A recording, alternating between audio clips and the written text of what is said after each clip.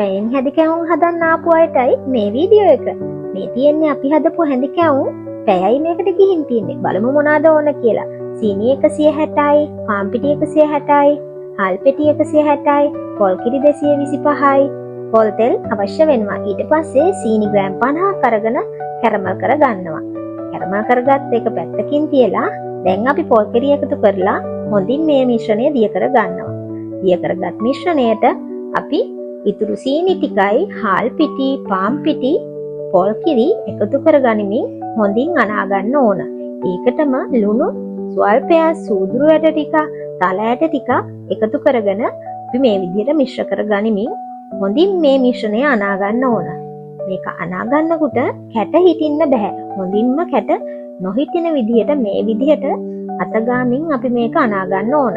ඊට පස්සේ තෙල් රත් වෙන්න තියලා මෙන්න මේ විදිහට කැවුම් මිශ්‍රණය තාච්චුවට වක් කරන්නයි තියෙන්නේ.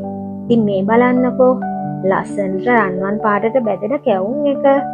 අපිට මේකට පැයක් යන්නේ නැහැ. ඔයාට මේ ප්‍රමාණ වලින් කැවුම් 25ක් 30ක් හදාගන්න පුළුවන්.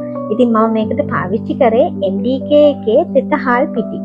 ඉතින් ඕගොල්ලන්ට තෙත හාල් පිටි MDK කියන බ්‍රෑන්ඩ් එකෙන් ගන්න පුළුවන්. ඒ බ්‍රෑන්ඩ් එකෙන් අරගෙන ඔයත් මේ විදිහට කැවුම් හදලා බලන්නකෝ.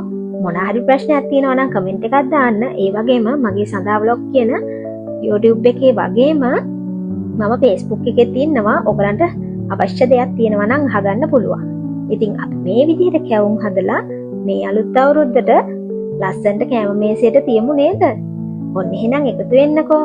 කොහොමද කැවුම් හදාගන්නේ කියලා මම කියලා දුන්නා. ඔයගලන්ට බාරයි වැඩේ කරගන්න.